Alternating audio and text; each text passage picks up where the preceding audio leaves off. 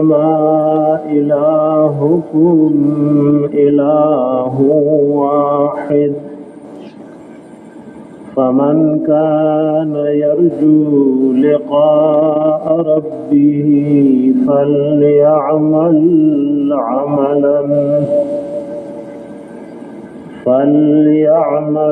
عملا صالحا ولا يشرك بعبادة ربه أحدا.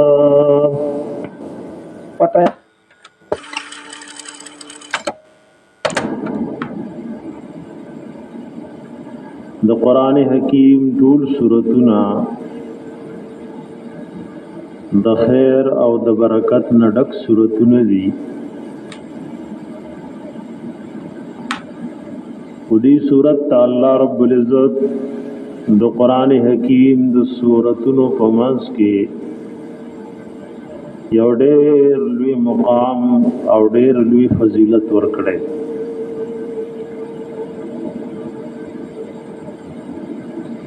په دې اعتبار سره چې قرآن حکیم د الله رب العزت کتاب دی، رستنه کتاب دی او تمام کتابونه د دې د وجنه الله رب العزت منسوخ کړی دي. نو ټول قرآن حکیم یو شی دی او بیا هم بعضې آیاتونه او بعضی سورتونه د بعضی په مقابله کې هغه ته ډېر لوی فضیلت ده. یو پاغه غوره سورتونو کې سوره کهف ده. د دیو جن پکار دي چې مسلمان مؤمن د دې سورت ډېر تلاوت کوي او خاص کر بیا باز عبادت الله رب العزت د باز اوقات او د ورځو پوری خاص کړي.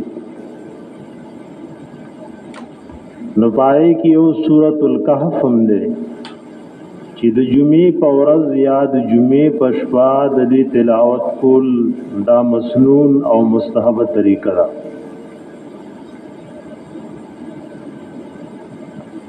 بعض عبادات ته الله رب العزت د خپل نبی په ذریعہ باندې اوقات مقرر کړي.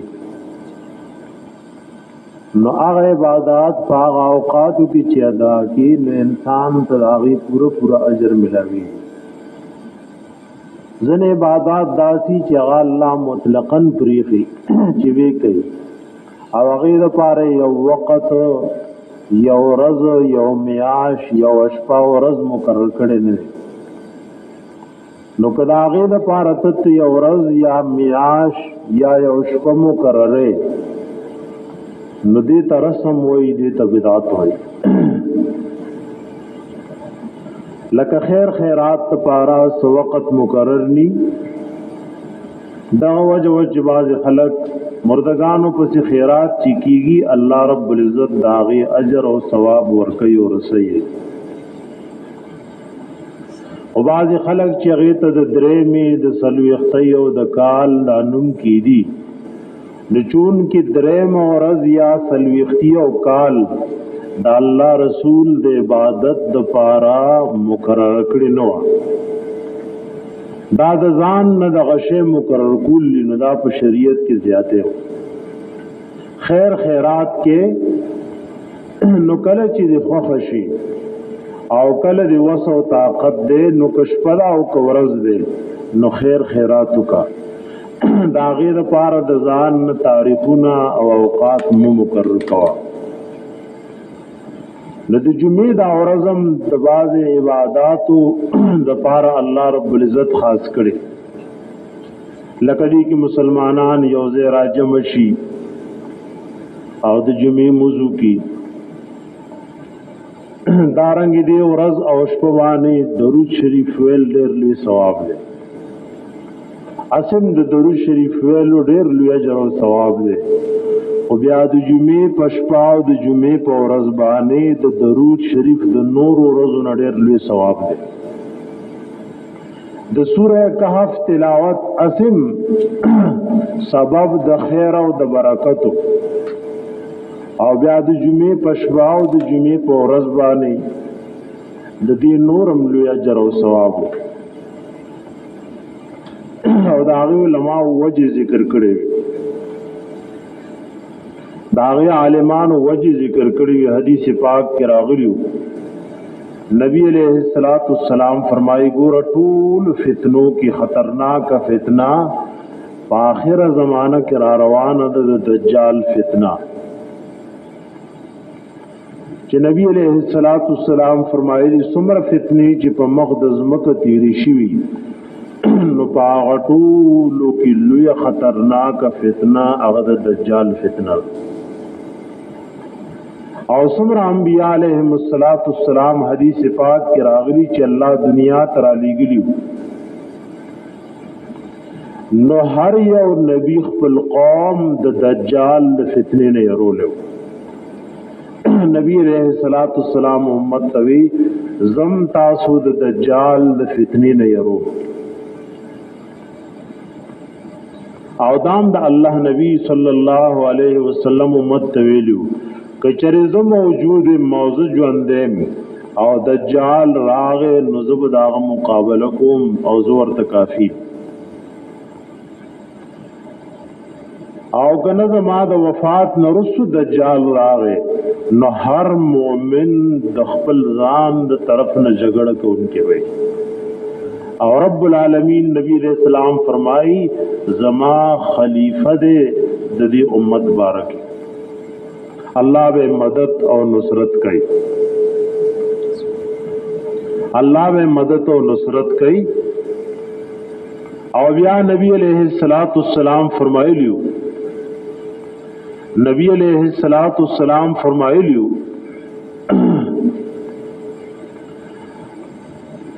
چې دا هغه او غټه نخ دا د دجال بارکی نبی علیہ السلام ویلو دا هغه او غټه نخ دا چې دا هغه دا غس سترګه دا بالکل کانای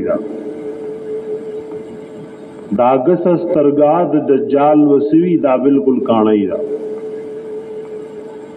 او خی سترګه د دجال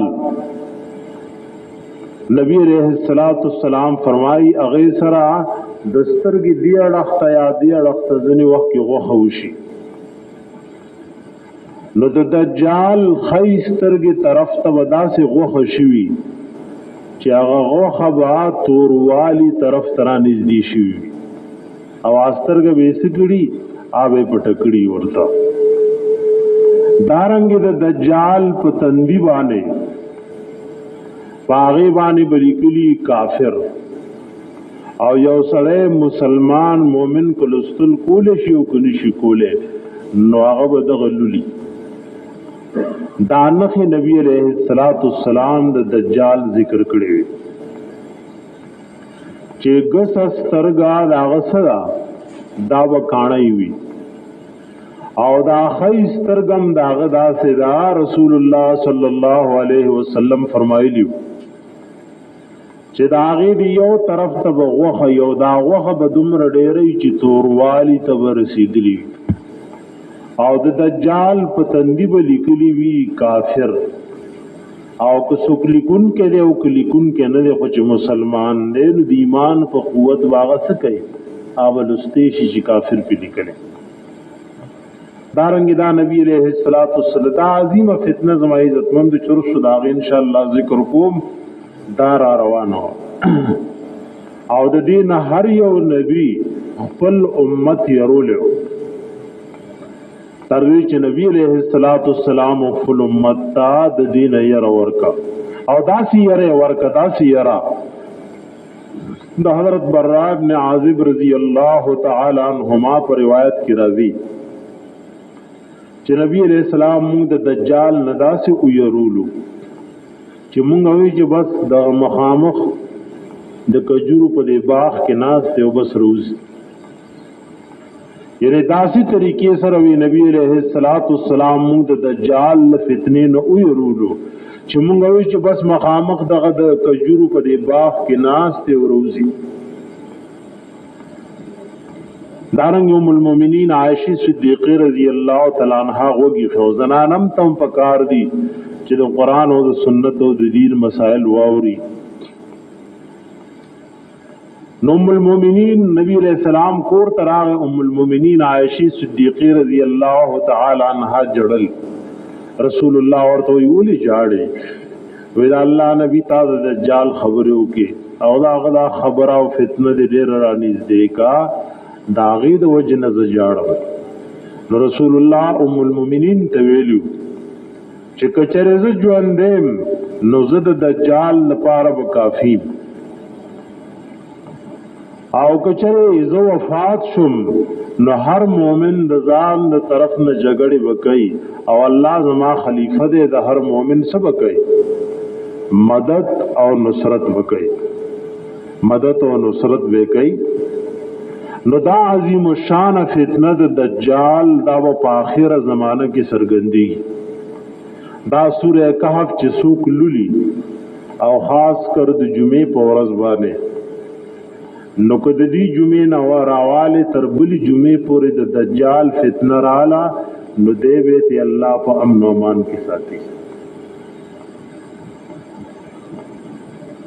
او دې لپاره لوستو لپاره علماء لیکلي چې د جمعې په ورځ څوک لولي او د جمعې په شپه لولي ځکه یو حدیث پاک کې راغلی نبی عليه الصلاة والسلام فرمایلی کم یو امتی زما چې سوره کهف لولي په شپه د جمعې نو د دې لپاره به دومره رڼای لکه د دې نواله تر بیت العتیق بیت الله شریف پورې دلته تللی نو په ورځ د قیامت به تعالی الله دومره رڼا درکې لکه د دې نه چې بیت الله شریف څومره فاصله ده نو کو د جمعې په شپه د سوره کهف چاولستنوم په دغه سنت طریقه ادا کیږي او که د جمعې په ورځ موز نه مخکې یا موز نه وروسته ولوستو نو په دغه سنت طریقه دا پیدا کیږي او که دې جمعې نه واله تر دې بلې جمعې پورې زما عزتمندو دجال سرګن شي نو دې صورت د لوستو د وجنه الله رب العزت دې په امن او امان کې ساتي دلبه د دجال غفتنا اس قسم ضرر او تکلیف نه ورکړي اس قسم تکلیف نه ورکړي د دیو جن دې صورت لوستل دومره لوی اهم خبره وا دارنګ حدیث پاک کې راغلیو یو صحیح روایت کې دام راغلیو چې چا د سوره کهف فړومبني لس آیاتونه په یاد وکړ یو روایت کې دراوی شک راغلیو ناغوي اخیرنی لس یادای نو یا اولنی لس دی یا رستنی لس دی دا لس آیاتونه د سوره کهف د اول یا د اخر چې چاله یاد وی او دجال راغ او د داول استل نو دی الله د دجال فتنې نه پام نو مان ساتي دیو جن دی دا لس آیاتونه رومبلی یا رستنی یادل پکار دی او بعض محدثینو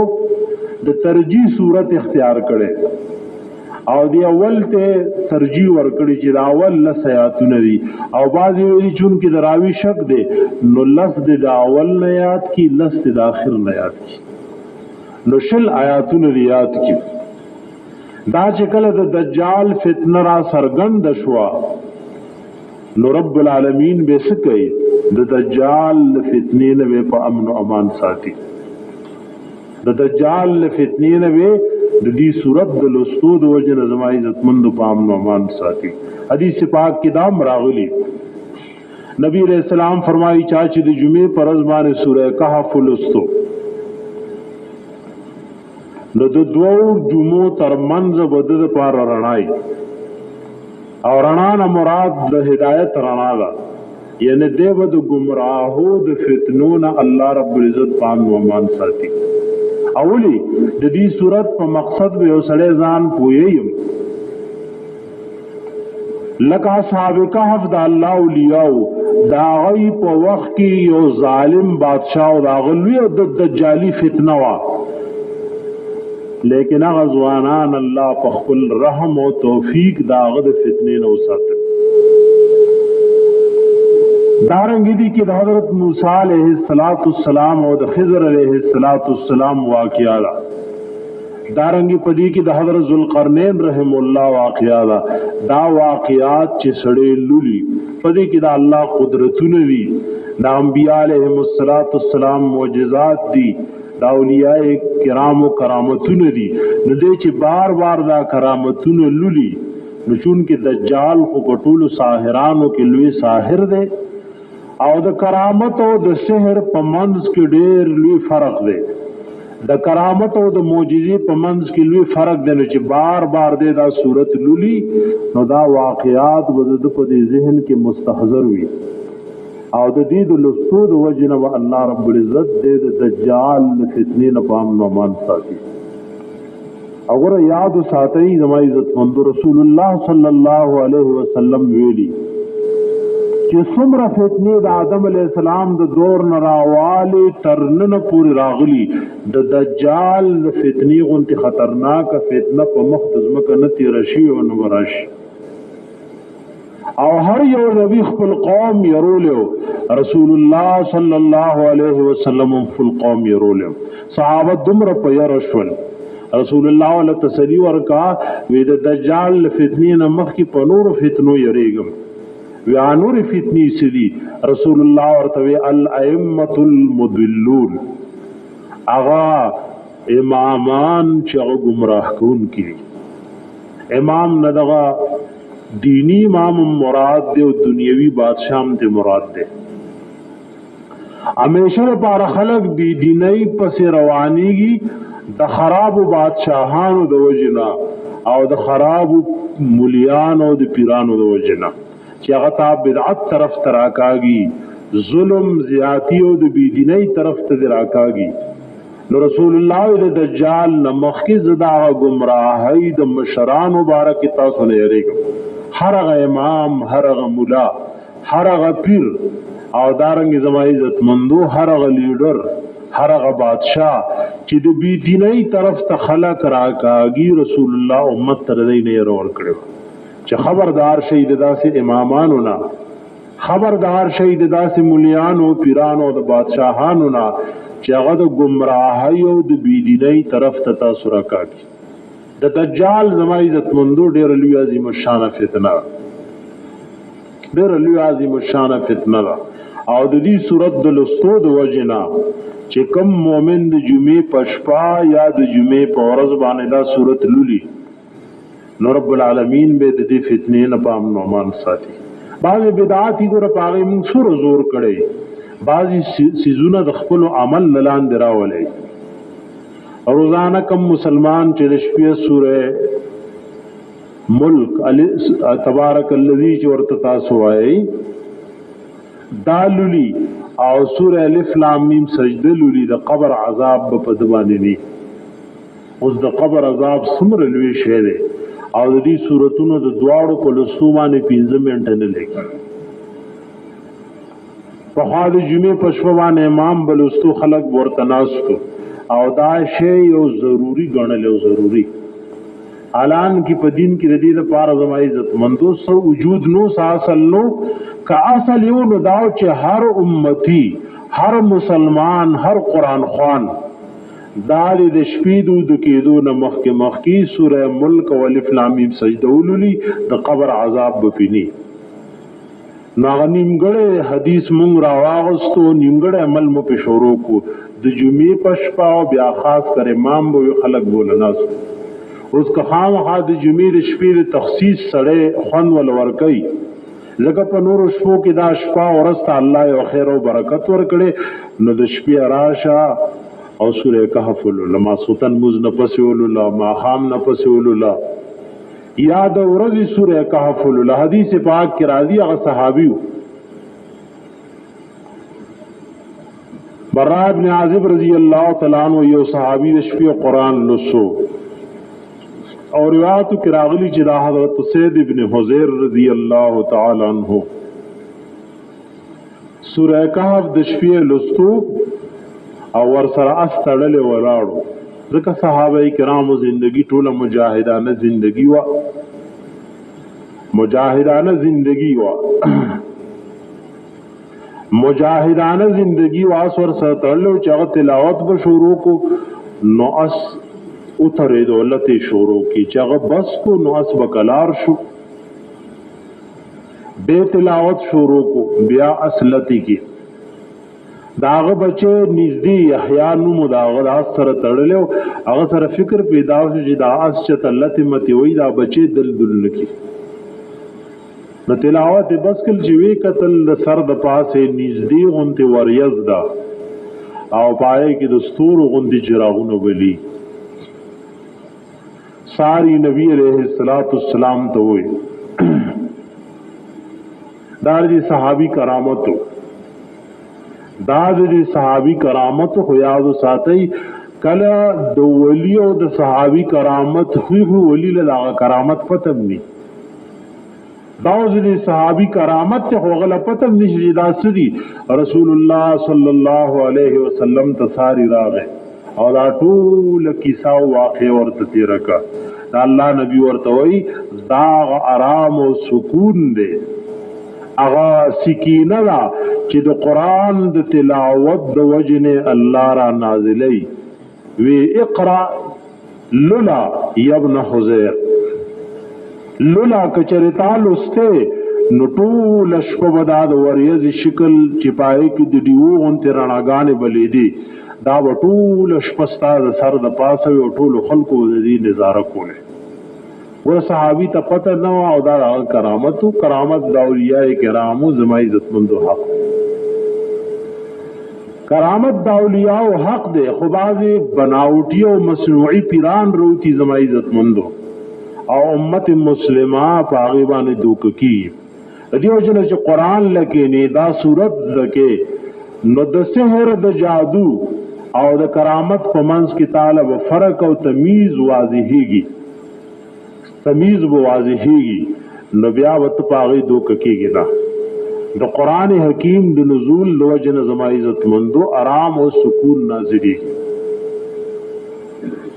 د قران حکیم د نزول د وجه نه الله رب العزت څه کوي الله رب العزت آرام او سکون نازلې او دا سکینه لفظ علماء لیکلي قران حکیم کې شپږ مقاماتو کې راغلي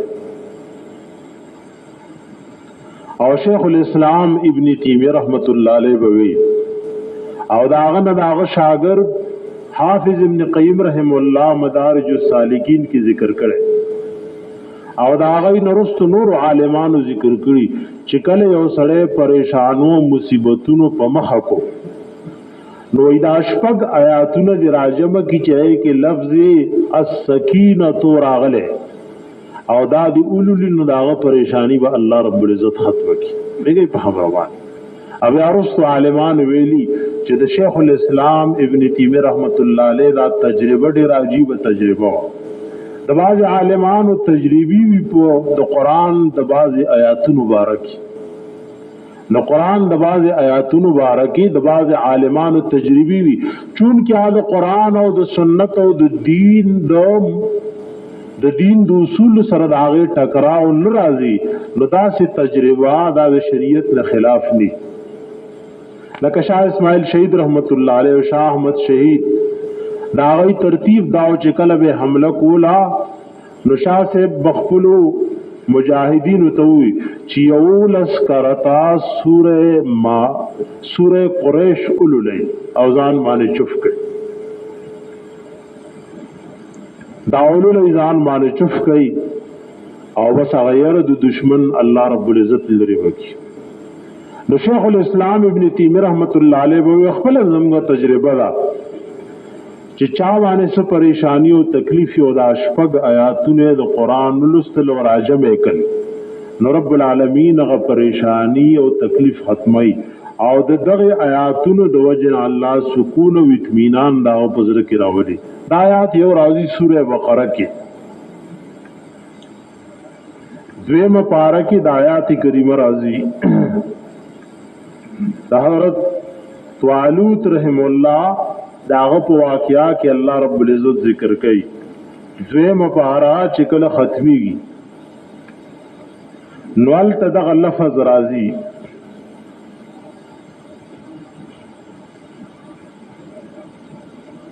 التا الله رب العزت وی وقال لهم نبيهم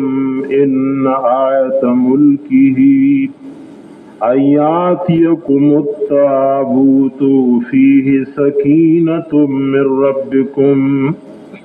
یو د آیات ته 208 سلوختم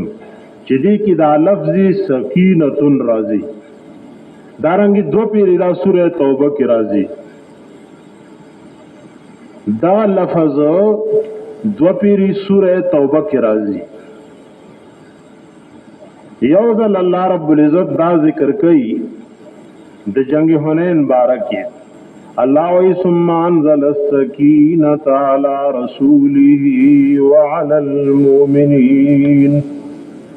وانزل جنودا لم تروها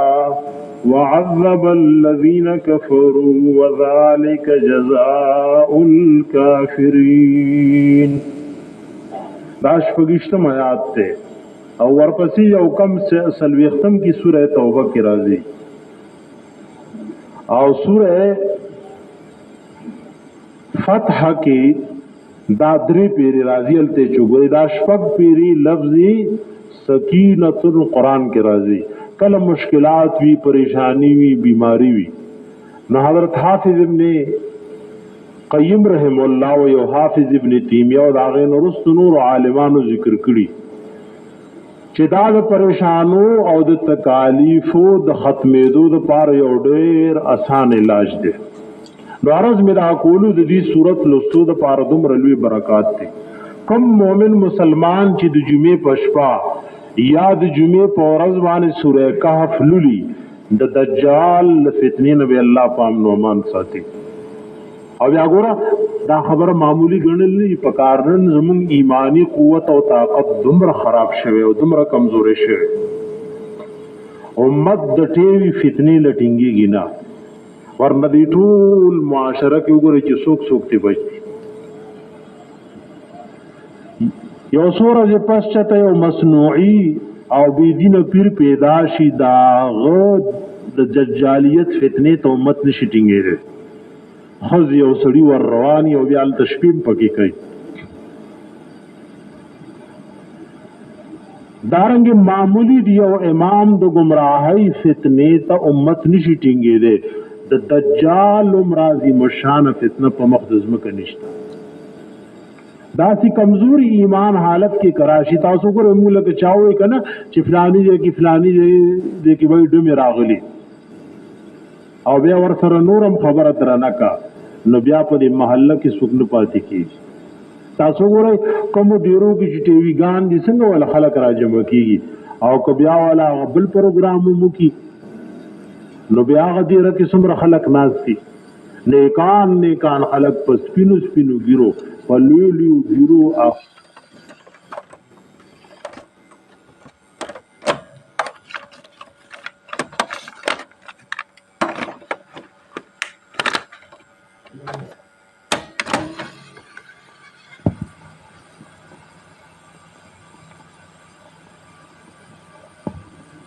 سوا چې یو سړی دعوه خود خدای توب کوي چې زه خدایم په غیب پوهېږم زما په لاس کې نفع او نقصان دي بیماران حقول لی او خپل سترګې نه نشي خکولی. پوهېږئ په خبره باندې دا د کوهاټ پیرو دا خلک جوړه زنانه او نارینه ور خلاص دا د درې څوک یو غټ سړی ورغلی و نو بیا غله پټویز بیمارم ډاکټر لمه بوجنارو اره مال شپې راغله اتر می ډاکټر لبوتلو نو د ټولي دنیا د خزو او د زنانو پریشن هوکای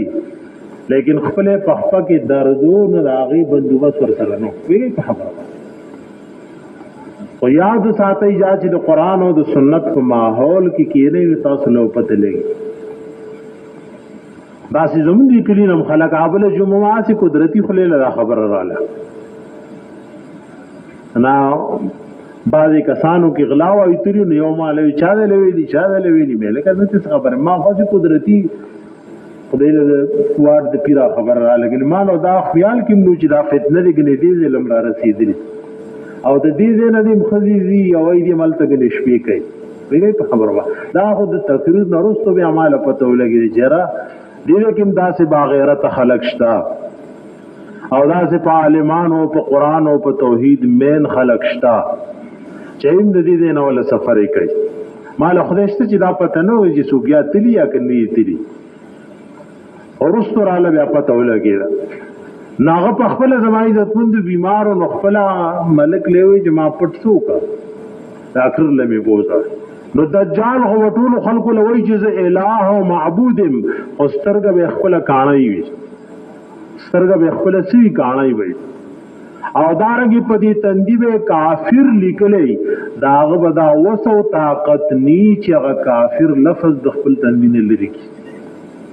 نو چې دومره به وسه دی او سره چې هغه د خپل تندې نه لفظ کافر نشي لري کوله خپل کانای سترګه ځان ته زما عزتمند حقوق نه جنا بل پارس جوړ شي مشکل کشا او حاجت روا به جوړ شي، مشکل کشا او حاجت روا به جوړ شي. ډیر فتنو دور کې زما عزتمندو کومه تاسو قران او سنت ترانې دي نشو نن داسې صفات د الله رب العزت نشه چې غمون په اولیاء او تقسیم کړي نه ولې دا خبره به تاسو موږ کول او ټولو باورې دي کنه. وسم وای فلانه پیر صاحب د شپې ټوټي ټوټي پروت وي، ساری وای یوځه پروت وي او په بل ځای پرتی وي، ساری وای بیا روغ رمټ ناشتي. اصل کې د الله یو صفاتو یحیی و یمیت چې ژوند کول او مړ کول څوک کوي؟ الله رب العزت کوي. نو داته پاتې و ندیم پیر صاحب لور کو چې دې د شپې ځان ټوټي ټوټي کې او بیا ځان سکی رايوځي کی دغه په خبره وایي.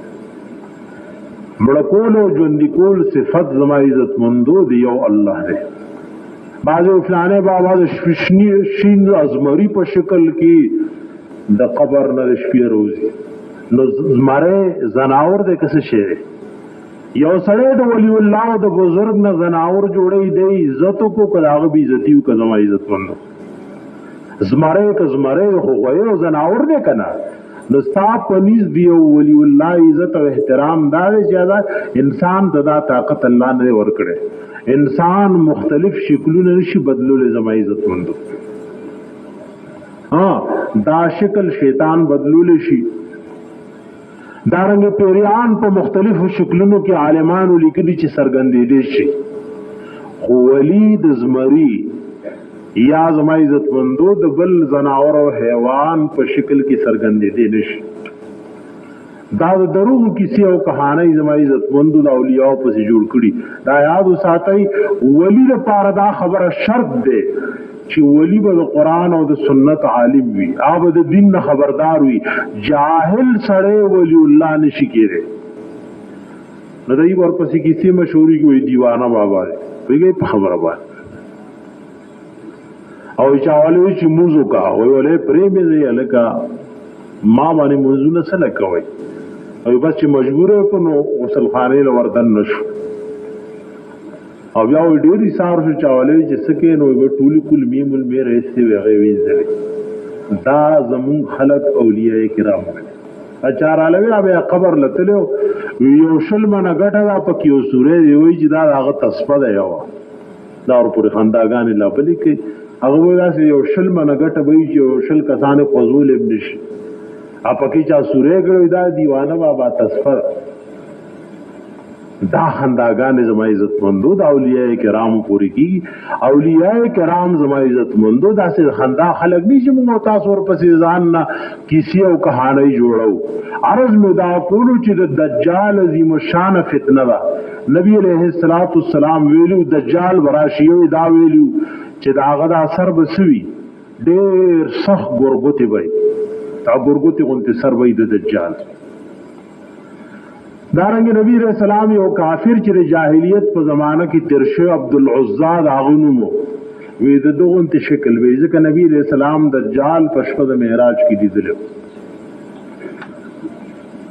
دجال په شپه د معراج کې لیدل. دارنګ باندې صحابوم لیدل. حدیث د مسلم شریف کې راځي چې حضرت تمیم داری رضی الله تعالی عنہ دجال لیدل. مسلم شریف حدیث دار چې دیوتیو په سمندر په کشتۍ کې سوارو ا کشتۍ چپو په مخه کې یو جزیره لري یو غرزور الته داسې زناور دی وکړو چې د ډېرو وختونو ډکو چې د هغه د سر او د کونې پته نه لګیدا. دای په hebat شول دی له په hebat کیږي مت دی نه hebat شه داسې دو کوي لار شي د خیمه لا دی چلاو لا خیمه کې یو سړی د خپو نوالی تر سره پورې په زنجیرونو تړلی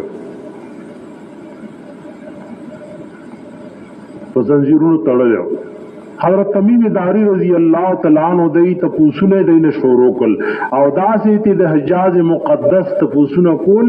لکتاب وی چې دا سړی په غوسو کې لوي شوی او بیا والا اخر کې وی غ نبی اخر الزمان را سرګن شوی کنه را سرګن شوی وی خواوري د پتابداري کی کامیابی ده او بیا والا اخر کې وی ز دجال ان قریب د جماعتا دوتو اجازه توش نو حضرت تمیم داری رضی اللہ تعالی عنہ تلرای د مخ کی نصرانی او دا غي د جنراغ ایمان راو کله چې مسجد نبوی ته راغې رسول الله خلق لوي کی نه او نبی رسول منبر تو خطو دلې وی دا واقعیا بیان کا اور لوي ګور د خپل سترګو لید ماج در لسنګوي هغه د سکړي په خپل سترګو باندې لیدل لکه رسول الله صلی الله علیه و آله وسلم دجال پشپد معراج لیدلو او ځکه وای چې د عبد الله ابن قطن غونته ده نو دارنګ تمیم داری رضی الله تعالی عنهم دجال کتلو زما عزتمند رسول الله دا غدرا وتو زه خوله دا دنیا کې د عمر وخت خوله د عراق او د شام په منځ کې بده روزي د عراق او د شام په منځ کې بده روزي او دا بداسي وختي زما عزتمندو چې خلکو کې به جهل عامي بي ديني برابرۍ تاسو ګورئ کنه زموږ د محله به سوره خلکو پکې بچیلم لیستي وګورئ په خبره وانه سوره خلکو بچیلم داسې ور سره خوا کې دا بل محله ګورئ سوره بچی خلکو علم لیستي دا یو خال عالم نه اغم مونږ د کنزولو د بيدینۍ او د سپکاوي د پاره یو مرکز جوړ کړي پیږي په خبر باندې کوم عالمان چې دین او اغم به حیثیت زما عزت مندو نوکران دي اوس په کول ګورو او نور څور خپل بچو باندې کوي څوک د حفظ پورې خنداګانې کوي چې حفظ له ضرورت ده نو څوک د علم د حصول او د طالبانو پورې خنداګانې کوي دا زمانہ چې دجال راضی د جهل زمانہ وای پدې کې و علم ني زما عزت مند عالمان به ختمي او ختمي وي پدې کنا چې تاسو ګورئ دا د دین حافظان د دین طالبان دا د دین بوزغلې دي زموږ دی کلی کې څومره دي زموږ دی محله کې څومره دي او که چا علم کړي نو هغه هم دل مجبوره کړي دي بعض عالمان دا سړي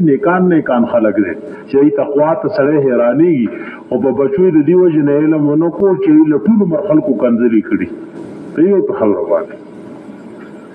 ننم زموږ د خپل عالمانو سره زما عزت مندو دا ترتیب جوړ دی دا ترتیب زموږ د خپل زما عزت مندو عالمات چې څومره یو عالم سپکول شو نو عمر سپکو څومره چې سپکول شو نو عمر سپکو په خبره باندې د یو عالم اس قسمه قدر او قیمت زموږ او تاسو سره نشته د یو عالم اس قسمه قدر او قیمت زما عزت مندو زموږ او تاسو سره نشته که سغواړي او که نه غواړي او که غواړي کنه زموږ د ملک کې انیکان خلک جزان ته موحدین وای هغه ټول عمر خپل مامان پوزي پوساتي او که غیرت او دغه کې اورس چاو نه مالیر مستره کو ډیر افلانای محله والا ډیر غیرتيان دي ما د دې غیرت خبرې مکو هغه قوم څنګه غیرتی چې دا غي امام وظیفه غواړي ویلې په خبره وانه امام خو زما عزت مندو د رسول الله په مصلی ولال وی ناغه با عزت ساتي داغه د ارس خیال کې زما عزت مندو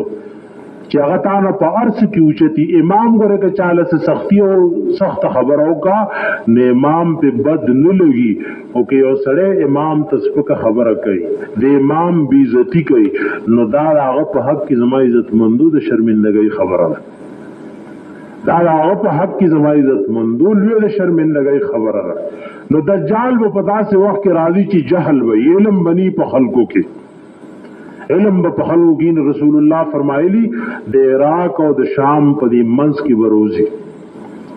د عراق او د شام په دې منځ کې به زما عزتمند روزي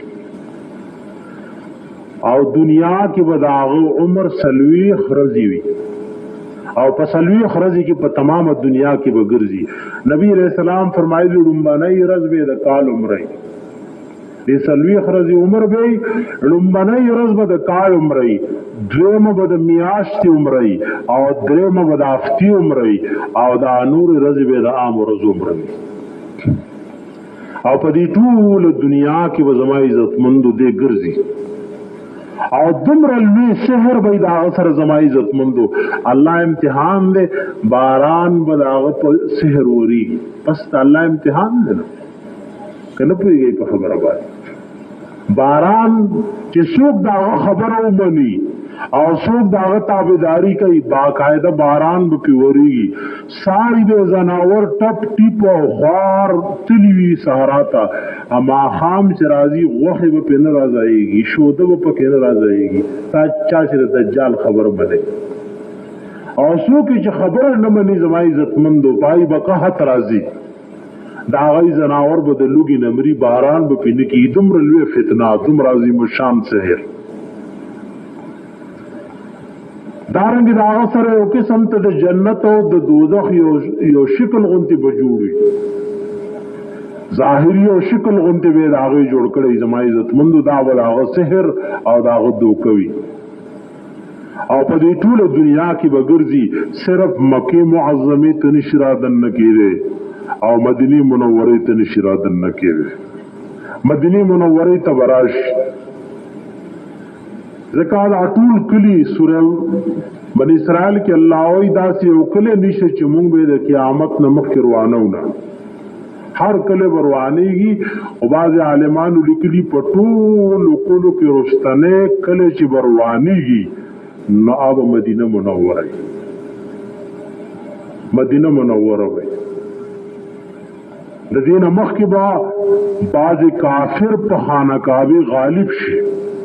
چې حدیث ته صحیحینو کې دای ذکر راغله، حبش براشي او رسول الله فرمایلی خانقاهه و ټوکړي ټوکړي کی یو یو خختبا په سمندر کې ورغورځي. مدینه منوره د ټول شهرونو او د کولو نرستو بسکیږي روانېږي. و کله چې دجال راځي په دغه ورځ د مدینې نبی علیہ السلام فرمایي و دروازې به هر دروازه کې به دو فرشتي ولاړي، دی به خواو شا کې ګرځي خو مدینې ته نشي ورتنه کېږي. مدینه به څو پیرې وجړه کېږي او بیکاره خلک به په خپله د مدینې نه دجال ته روزي، دجال ته به روزي. صحابه کرام ویلي د الله نبی چې د دجال دا کومه یو ورځ به د یو کال عمر وي، یو ورځ مونځ به پکې کافي که نه؟ نبی علیہ السلام وینا اندازه به لګوئ په یو ورځ کې د یو کال منځونه به کوئ. خبرې له خیال ورسېد صحابو سرګوره د مونځ دوره لوی غم وخوه چې نبی علیہ السلام لومبنۍ ورځ به د څومره د کال عمرې. نو صحابو سره فکر پیدا شو چې دا د کال عمر ورځي نو پر یو ورځ کې خو 15 منځونه دي، دا خو به د کال عمر ورځ وي، نو په دې کې به ګنې 15 منځونه کافي. نو د مونځ غم صحابه کرامو سره دوره زیاتو. وی دا الله نبی مزبس حالی وی تاسو بو ورته اندازه مقرروي لکه د سبا او د ماسپخین د مز په وخت کې څومره ګنټې ټیم دی، نو دغه ګنټو په حساب باندې په دې یو ورځ کې د یو کال منځونه کوي. نبی رسول الله مرتوي نو دیر به دا 40 ورځې زما عزتمندو په دنیا کې ګرځي. هر قسمه فتنه مې د سړی تر دې چې بعض عالمانو لیکلي یو نوجوان به د مقابلې ته د مدینې منورې نه روزي او دا به هغه دور کې بهترین شهید وي او بهترین مسلمان وي. ټول خلق به په تماشای او دغه ځوان به د دجال مقابله کوي. دی ټولو تابعدارو ته به دجال وایي چې کچره دا ځوان ما 2 ټوکړې کو او بیا مې رايوځې کې نو بیا خو به ومنئ چې ضربم او زه الهم او زه ستاسو حاجت روایم. نو زما عزتمندو هغه ځوان به 2 ځایه کې یو ټوکړه به یو پلو غورځي، حدیث کې راځي بل به بل پلو غورځي. دومره عظیم الشان سحر وي. نو بیا به رايوځي کې غزوان به خاندي او راپا بسي وی اوس می خیقین راغی چې تاغه دجالی چې مونږ ته رسول الله صلی الله علیه وسلم ویلی خو علماء حدیث پاک کې راغلی دجال به دوباره د په قتلولو قادر کیږي نه یو ځل به قتل کی او بیا به هغه دوه پرې کړي شوي ټوکړې رایوځي کی او دا ځوان به خاندي چې کله رايوځي کی ورته به اسمه یقین راغې چې تاغه دجالی چې مونږ ته رسول الله صلی الله علیه وسلم ویلو دوباره به دجال داغه په قتلېدو باندې قادر زما عزت مند دی دی امت ته ویلي د دومره لولو فتنو به تاسو مخه مقابله کوي انا نو مت سوي که ته دغلته وي توتلان سوکې ناستو او یو سړی له پلوټه باندې دم واچول او په دوانه د ګړو غونته ولګید نو د ورپسې قران او خپل عالمان او دین پر خودو ته تیار دي د بیا دې نظرانم بوزي ال تبشپیم کوي هغه حیا او غیرت په ټول د نظم عزت مند روکش او رسول الله ویلی دومره لولو فتنو به مقابله کې آب سړی ټوکړي کوي یو ځای کوي به خو بیا هم ته نه ته زما رب نه ته زما الہ نه ته زما مشکل کشا او ته زما حاجت روا نشي کېږي دا فتنه به زما عزت مندو په دنیا کې را روانه خلق ډېر پریشان کم مسلمان چې سوره کهف لستو یا ورته سوره کهف لسیاتون رمبنی یا رستنی یاد دی نو د دجال فتنو په دا اثر نه کوي نو دا ضروری خبره نه کنه دا هم خیال لې د سوره کهف لسیاتون یادول یا لس رستنی آیاتون یادول یا د جمعې په ورځ یا د جمعې په شپه باندې سوره کهف لستل یو اهم زما عزت مندو ډېر یو لوی اهمیت لري د دومره عظیم شان فتنې نه به الله په دې بچ کړي تر دې زما عزت مند چې دجال و ګرځي وا تر دې چې د شام علاقې ته به دې ورسي په ټوله دنیا کې وو ګرځي بیا و شام طرف ته لاړ شي او مسلمانان ډېر پریشان وي ټول خلق په فتنه کې واقع کی او دا غفر هر قسمه فتنه وي د ډولو د سرنا فتنه وي د عزت مندو د بدکارۍ او د بيدینۍ فتنه بوي قسمه قسم فتنې به ټول راځي مشوي د دجال سره او ورته خلک روان مسلمانان ډېر پریشان شي دغه وخت به د عیسی علیه السلام درا کوزیدو مسلم شریف حدیث کې راځي عیسی علیه السلام مد اسمان را کوشي دو داسې صادرونه بداغه تاوي چې په زعفران او برنګ وي او یو طرف ته لاس په یو فرشتي خي بل طرف ته په بلی فرشتي خي او کله چې سر کته کی نو داغه د سر نه وب ساسي او که سر بره کی نو بیا ولګ لګ ساس کی داغه نه راساسي او کم کافر چې حضرت عیسی علیه السلام ویني نو مړکیږي او داغه د اصحاب چې 50 عمر لګینو او مړکیږي او داغه د اصحاب ترغیب پوری رسی تر سوچ داغه نظر لګي او دعا لخت وی د حضرت عیسی علیه السلام سره پلاس بیت المقدس کی او مناره چې غي تم مشرقي طرف ته او مناره بیضوا غي ته وی پاغي حضرت عیسی علیه السلام د اسمان راکوش او دجال چورته وګوري نو منډه وکي بدونه به وای باب اللط فلسطین کی اوزره اغه سره به حضرت عیسی علیہ السلام راگیر کی او داسې به ویل کیږي لکه مالګه چې ویل کیږي که حضرت عیسی علیہ السلام پریږي نو ټول به ویل شي او چون کې د دجال وجل الله د الله سم مقرر کړي هغه دوه لخت به وای او دجال به زما عزت مند مرشي او فتنه به ختم شي او دا باغه دور چې يهوديان ټول لکوس اسرائیل رورو بیت المقدس سره راجم کی علماء لیکلي کې دې شي دا جمع کېدل حضرت عیسی علیہ السلام د پاره داس یو جهاد بشورو شي چې کده اونې او د غټې د لاندې او شاله کافر پټي ناغونه با आवाजونه کوي چې اے مؤمن راشه دا زما شالم یو يهودي پټناسته ګټه به مو یې مؤمن راشه او زما شاله دا يهودي پټناسته وي به قتلې حضرت عیسی علیہ السلام براشي او مؤمنانو ته پسرونو باندې لاس ورا کوي او ایت ډېر لوی درجه ذکر کیږي تاسو دی ډېر لوی فتنه مقابله وکړه او تاسو د دې دور په اهم شخصیاتو کې چې تاسو د دجال مقابله وکړه تسلی ورکړي او بیان ورته وکړي دغه وجه چې حدیث پاک کې راځي په شپه د معراج کې رسول الله صلی الله علیه وسلم حضرت موسی علیه السلام حضرت ابراهیم علیه السلام او عیسی علیه السلام ناستو نو د قیامت دراتلو ذکر وکړو ابراهیم علیہ السلام ماله پته نشتا چې قیامت وکړه راځي حضرت موسی علیہ السلام ماتم پته نشي چې قیامت وکړه راځي عیسی علیہ السلام هر چې د قیامت واقع کی دلی خدا ماتم پته نشتا خدا عمر دې چې کله دجال راشي الله و ماته د کوزیدو حکم وکړي او زما پلاس کې دوه لخت وي او په دې طریقې وزو دجال قتل کړ پدی طریقې باندې یعنی دجال وز قتل کم او ختم وکم نو دجال زما عزت وندو دمر لوی عظیم الشان فتنه را روانه ده بیا عیسی علیہ السلام زما عزت مندو بس چې لک پکلار شي نو الله ورته حکم کوي چې یو داسې قوم زرا پرېزم چې دا غي مقابله سوک نشي کوله تلار شد مؤمنانو سره کوهی تور کې پټ شه نو حضرت عیسی علیہ السلام لاړ بشي او د مؤمنانو سره کوهی تور کې وپټ او یاجوج او ماجوج چې قرآن کې کوم ذکر دی دا براخلاش صحیح قول مطابق دا یو قوم دی چې بالکل د قیامت قریب برازي اصل کې علماء لیکلي د قیامت علامات داسې دي چې بعضی بعید دي بعضی بالکل قریب دي نو بعضی متوسط دي د رسول الله راتلل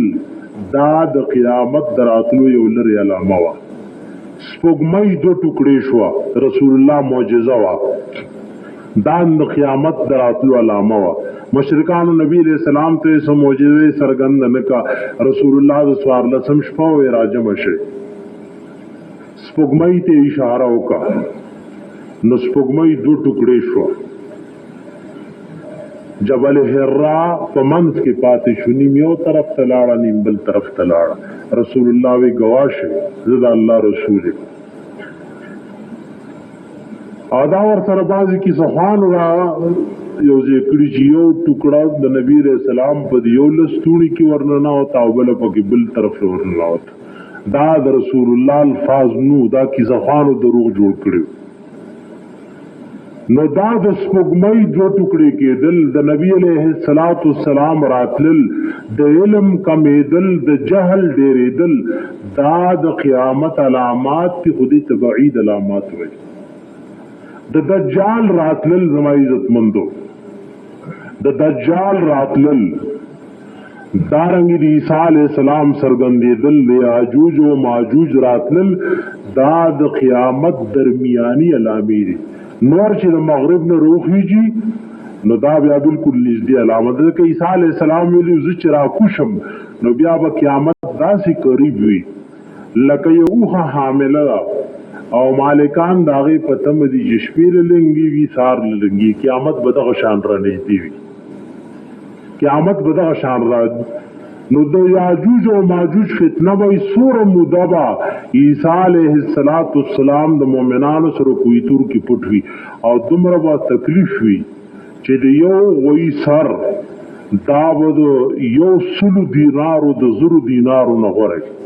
حضرت عیسی علیہ السلام با الله ته وجاړي چې الله مونږ پریشان یو ورا نبی باندې تکلیف او پریشانی راغلی نو چاته جاړي او مونږ چې مشکلات او تکالیف راشي نو وی ناره رسالت یا رسول الله مدد ناره حیدری یا علی مدد او ناره غوثیه یا غوث اعظم دا چغي وو کنه حضرت عیسی علیہ السلام او دا غدور هغه مخلص مؤمنان تنگ شوی نو الله ته وجاړي چې الٰه العالمین تنگ شوی دا غي دعا به الله واوري او دغه یاجوج ماجوج په دې سټونو کې او چنجه به الله پیدا کی دا سي بمړ شي لکه یو انسان چې مړ کی عیسی علیہ السلام د کیتور نو روزي ټول ملک به د یاجوج او ماجوج د لاشونو د ګندګو نه ډک شي. په مخ د ځمکه زما عزتمندو زندگی تیرېدل به ګران وي. نو بیا مشکل راغی، بیا به عیسی علیه السلام الله ته وژړي چې الله مړه خو دې کل، خدا خو په موږ زندگی ګرانه ده. نو الله به داسې مارغان راولېږي چې غټ غټ وي او په پنجو کې به اوچتوي او لرې به یې چته وغورځوي. بیا به الله حکم کې نو باران به وریږي به دا ځمکه به لکه د صفا آینې غوندې پرېږدي او د عیسی علیه السلام حکومت او بادشاهي وي. الله به حکم وکړي زما عزتمندو دې ځمکې ته چې خپل برکات د ټول را څرګنده. دا به هغه زمانه چې نبي علیه السلام ویلي دومره غټه نار به وشي چې د هغې هغه مغز خلک وخوري نو دا نار د پوستکي د لاندې لکه موږ او تاسو د جومات د لاندې ناست وي داسې به خلک ناست وي. بیا دا نار د پوستکي د لاندې په یو اوښه کې به زما عزتمندو دومره پی وي چې دې ټولې محلې له به کافي کېږي. یو غوا به دومره پی کوي چې یو لوی قبیلې له به کافي کېږي. یو بیزه کې به دومره پی وي زما عزتمندو چې هغه یو لوی خاندان نشي خلاصولی. زکات به خلک ګرځوي خو څوک به زکات اغوستو واله نه. دغه دوران کې به حضرت عیسی علیه السلام وفات شي او بیا به الله یو هوا راولېږي د مشک او د عنبر غوندې نرمه هوا به یو مومن که دې غر کې پټ وي نو هغه به وفات کی. ټول مؤمنان به وفات شي دغه اواز وجه. او رسول الله ویلو قیامت به په داسې خلکو راځي چې داسې به بدکارۍ او زناو نه کوي لکه دې لارو کوڅو کې زناور چې څنګه بدکارۍ کوي. په داسې خلکو به زما عزتمندو قیامت قائم شي. دا دجالي فتنه زما عزتمندو بالکل وقت زما عزتمندو را قریب شوی. هغه څومره علامات چې هغه صفاتې پکې نه ځکه هغې کې دا چې هر کور د ډمګیرۍ مرکز به شي. اوس په سلو کورونو کې چې د یو کور همسې پاتې دی عوام پاتې نه، یو کس کټې په غشتی نو هغه د یوې محلي ذمواري اغوښتې چې بس زما دا یو ټیپ د ګیر چاپېره کورونو له ډېر دی. دا ویلي چې هر کور د ډمګیرۍ مرکز به شي. دا هم رسول الله ویلي. امام ابن قیم رحم الله هغه حدیث ذکر کړي دي اغاثة اللفان کې چې د آخره زمانه کې په دې امت کې به د بعضې خلکو شکلونه مسخه کېږي، شادوګان او خنزیران به ته جوړېږي او ګڼ روایتونه راجمع کړي چې دا به د چا باره کې هغه ډول او سرناوالو باره کې. نو دغه د ټیوي او د ډنګ او ډونګه والا په دې انتظار دی چې کېدی چې الله خنزیران او شادوګان ته جوړ کړي. هغه حدیث اغاثة اللفان کې حافظ ابن قیم رحمت الله علیه را جمع کړي چې اخره زمانه کې دی امت کې بم د بعض خلکو شکلونه مسخه کیږي، چانه شادوګان او خنزیران به جوړیږي او مجموع روایتونه را جمع کړي چې دا وسوک وي چې دا شکل مسخه کیږي. دا به غډنګ ډونګ او ډول او سرناواله